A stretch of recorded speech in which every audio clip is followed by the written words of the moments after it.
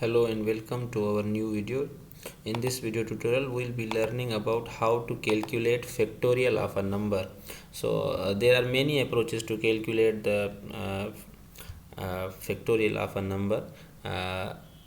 You can use recursion for calculating the factorial, but in order to understand the logic of how factorial can be calculated in uh, Python programming, let's see how we can do that using loops.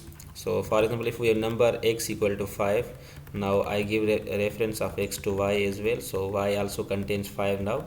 And while y is greater than 1, what we are doing is we are subtracting 1 from y, and now y becomes 4 and x equal to x multiplied by y. So x contains 5 and y contains 4 now.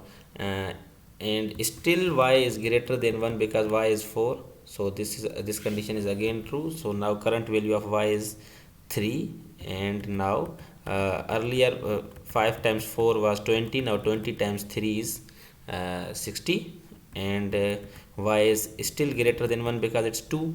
So we subtract 1 from that, and now 60 times 2 is 120, and 1 is not greater than y, so this condition is false and the factorial is calculated. So let's check it.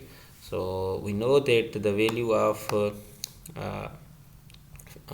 5 factorial is 5 factorial 5 factorial is 5 times 4 times 3 times 5 times 4 times 3 times 2 times 1, and that's equal to 2 3 the 6, and 6 4 the 24, and 24 times 5 is 120. So let's check another number. For example, factorial of 3, the factorial of 3 must be 6, I think. Let's see. Yes, it's 6. And factorial of 4 must be 4 times 3 is 12, 12 times 2 is 24. So boom. So this is how you can implement factorial using loop. I hope this would help.